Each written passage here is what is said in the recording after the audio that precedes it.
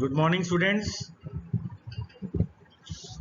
आज हम अपना सेकेंड यूनिट शुरू करेंगे which is related to your physical layer. तो अभी तक हम OSI मॉडल पढ़ चुके हैं जिसकी जो फर्स्ट लेयर थी वो थी फिजिकल लेयर। तो फिजिकल लेयर का जनरली जो काम था वो था डाटा लिंक लेयर से डाटा लेना, उसको सिग्नल में कन्वर्ट करना और उस डाटा को पुट करना ऑन टू ट्रांसमिशन में।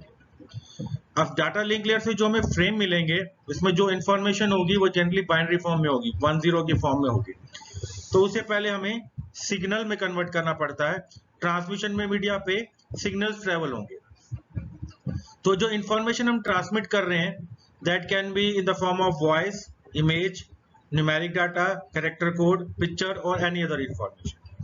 तो to be able to transmit information we should first convert into electromagnetic signals. तो कन्वर्जन के लिए generally we should device like your modem और encoder और codec। इन डिवाइसेस का काम क्या होता है कि आपका जो भी डाटा है, डाटा भी एनालॉग फॉर्म में हो सकता है या डिजिटल फॉर्म में हो सकता है, उसको कन्वर्ट करना into corresponding signals. Signals digital भी हो सकते हैं और एनालॉग भी हो सकते हैं। तो हमारे पास दो टाइप के सिग्नल्स होते हैं, एक होता है एनालॉग और एक होता है डिजिटल। एनालॉग इंफॉर्मेशन हम तब यूज करते हैं जब हमें रिप्रेजेंट करना हो कॉन्टिन्यूअस डाटा, और डिजिटल इंफॉर्मेशन यूज करते हैं जब हमें रिप्रेजेंट करना हो डिस्क्रीट डाटा। डिस्क्रीट का मतलब it can take only fix number of values. जिससे आपकी क्लॉक होती है तो दो फॉर्म में आती है, एक एनालॉग क्लॉक और एक डिजिटल क्लॉक। डिजिटल क्लॉक में कुछ फिक्स नंबर वैल्यूज होती हैं कि आपके आवर्स हैं तो वो 1 to 12 होंगे, मिनट्स हैं तो 1 to 60 होंगे। इसके अलावा वो कोई वैल्यू नहीं ले सकती। तो सपोज अभी आपका जैसे डायग्राम में दिख रहा है टाइम है 3:23, तो 60 सेकेंड्स के बाद ये एकदम 23 से 24 हो जाएगा। एनालॉग क्लॉक की अगर आप बात करो तो it can range of values. Range ठीक है आपके पास 1 to 12 आवर्स के लिए, लेकिन अगर आप देखो अगर आपका टाइम है सपोज डायग्राम में दिख रहा है 3:22 समथिंग, तो आर की जो सुई है वो 3 पे नहीं है, वो धीरे धीरे बढ़ती है और जैसे ही 4 o'clock होंगे तो वो 4 पे आती है। यानी it is taking a range of values between 3 to 4। तो एनालॉग इंफॉर्मेशन में it can take any value between certain range, like our clock की हम हैंड की बात कर रहे हैं क्लॉक की, तो it can take any value between 1 to 12। तो ऐसा नहीं होता कि एकदम वो 1 to 2 होती है। डिजिटल में तो क्या होता है जैसे 1 hour 59 मिनट्स और 60 सेकेंड्स होंगे तो एकदम 1 का 2 हो जाएगा। तो वो सिर्फ डिस्क्रीट वैल्यू लेता है, इंटरमीडिएट वैल्यूज नहीं लेता। एनालॉग के अंदर we can represent range of values, तो it can take any value between certain range. तो आप फर्स्ट डायग्राम पे देख पा रहे होगे कि एक ही पैटर्न आपका बार बार रिपीट हो रहा है। After every t second same pattern is getting repeated. तो इसको हम बोलते हैं पीरियोडिक सिग्नल। लेफ्ट साइड में जो आपको दिख रहा है that is for analog signal, right side में जो दिख रहा है that is for digital signal. तो आपका सेम पैटर्न रिपीट हो रहा है after a fix time interval. जो डायग्राम में आपको दिख रहा है t, तो t कोई टाइम होगा इन सेकेंड्स। तो सपोज मैं t की वैल्यू मान लेता हूं 1, यानी after every 1 second same pattern is getting repeated. तो एक पैटर्न को हम क्या बोलते हैं, 1 साइकिल। ठीक है, तो आपका t सेकेंड में एक साइकिल कंप्लीट हो रहा है। लेफ्ट साइड के डायग्राम में एनालॉग में भी और डिजिटल में भी after every t second same pattern is getting repeated. तो ये जो t सेकेंड के बीच में आपको दिख रहा है दैट इज 1 साइकिल। ठीक है, तो एक साइकिल को कंप्लीट होने में जितना टाइम लगेगा वो इसमें हमने शो कर रखा है एज t।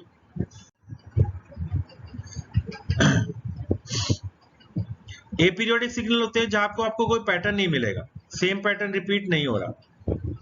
ठीक है, सिग्नल आपके चेंज हो रहे हैं लेकिन कोई पैटर्न शो नहीं कर रहे जो रिपीट हो रहा ओवर टाइम। तो लेफ्ट साइड में देखो आप, एनालॉग सिग्नल में कोई पैटर्न रिपीट नहीं हो रहा, डिजिटल सिग्नल में भी कोई पैटर्न रिपीट नहीं हो रहा। तो ऐसे सिग्नल को बोलते हैं एपीरियोडिक सिग्नल। एनालॉग सिग्नल को हम जनरली रिप्रेजेंट करते हैं यूजिंग साइन वेव। जैसे अभी आप पिछले डायग्राम्स में भी देखा तो हमने इसको रिप्रेजेंट किया इन the form of a wave. तो उसमें 3 टर्म्स हमारी यूज होंगी जो हमें पता होना चाहिए। One is amplitude. आप डायग्राम में देख रहे हैं कि मेरा एक साइकिल रिपीट हो रहा है, यानी ये कैसा सिग्नल है, पीरियोडिक सिग्नल। तो इसमें जो आप सिग्नल देख रहे हो, इसका जो मैक्सिमम हाइट है दैट इज इट्स एम्पलीट्यूड। ठीक है, एम्पलीट्यूड होता है उसके मैक्सिमम हाइट ऑफ सिग्नल, तो वो होता है उसका एम्पलीट्यूड। एम्पलीट्यूड मेजर करने के हम जो यूनिट यूज करते हैं दैट इज इलेक्ट्रिक सिग्नल्स में भी हम करते हैं वोल्ट्स, एम्पियर या वॉट्स। नेक्स्ट टाइम आती है पीरियड एंड फ्रीक्वेंसी। पीरियड होता है एक साइकिल कंप्लीट होने में कितना टाइम लगता है। डायग्राम में दिख रहा होगा, तो आपका 1/6 सेकेंड लग रहे हैं एक साइकिल को कंप्लीट होने। पूरा आपका 1 सेकेंड है, उसमें आपके एक पैटर्न 6 बार कंप्लीट हुआ, तो एक को कंप्लीट होने में कितना टाइम लगा, 1/6 of a second, that is it's period. ठीक है, तो period refers to the amount of time a signal needs to complete 1 cycle. Frequency होती है कि एक सेकंड में कितनी साइकिल्स कंप्लीट हुई। यहाँ पे एक सेकंड्स में कितनी साइकिल कंप्लीट हुई, तो हमारी 6 साइकिल्स कंप्लीट हुई, तो फ्रीक्वेंसी कितनी हुई, 6। तो फ्रीक्वेंसी मेजर करने की यूनिट, बेसिक यूनिट जो होती है दैट इज हर्ट्ज, बड़ी होगी तो kilohertz, megahertz and so on. ठीक है, तो period and frequency are generally inverse of each other. तो यहाँ पे आप देख रहे हो फ्रीक्वेंसी है 6 और पीरियड है 1/6। हम ऐसे भी लिख सकते हैं P is equal to 1/T, P is equal to 1/F, F is your frequency। Next आता है फेस। फेस होता है position of your sine wave related to time 0। आप फर्स्ट में देखो तो जो आपका जहां एक्स वाई कोऑर्डिनेट मैच कर रहे हैं वहां पे आपका सिग्नल कहां से स्टार्ट हो रहा है, एट डिग्री 0। सेकंड डायग्राम में 90 डिग्री से स्टार्ट हो रहा है, तो फेस कितना हुआ, 90। नेक्स्ट में देखो तो स्टार्ट हो रहा है विद 180 डिग्री एंगल, तो फेस क्या हुआ, 180। नेक्स्ट में 270 डिग्री पे स्टार्ट हुआ है, तो फेस क्या हुआ, 270। ठीक है, तो फेस रिप्रेजेंट कर रहा है कि at time interval 0 what is your angle of your sine wave with respect to X axis.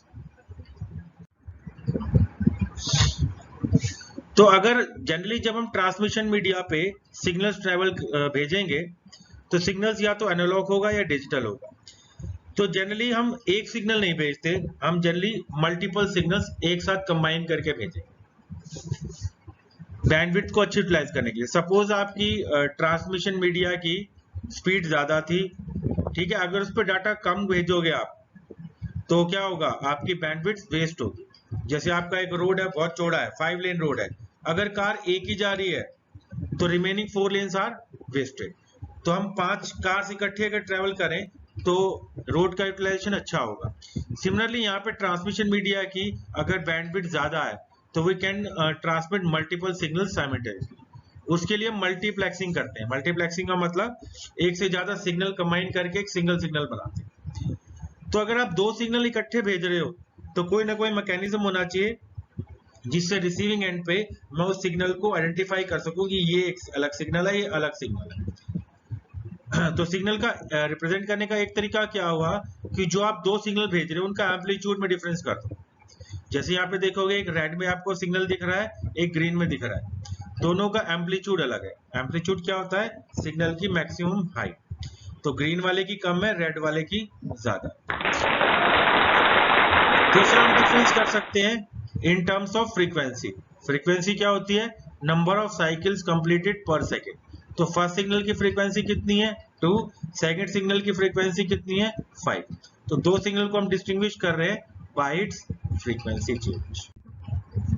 तीसरा डिफरेंशिएशन कर सकते हैं इन टर्म्स ऑफ फेस, कि आप जो 2 सिग्नल भेज रहे हो उन दोनों का फेस अलग अलग हो। फर्स्ट सिग्नल में आप देख रहे हो कोई फेस चेंज नहीं हो रहा। सेकंड में फर्स्ट सिग्नल का फेस है 0 डिग्री, सेकंड सिग्नल का है 90।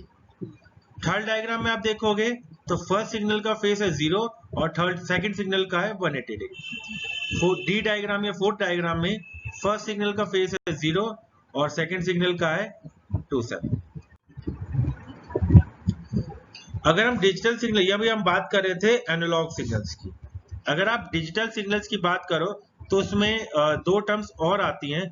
One is bit rate and second is bit interval. Bit rate होता है कि एक ट्रांसमिशन मीडिया पे मैं कितने बिट्स ट्रांसमिट कर रहा हूं पर सेकंड।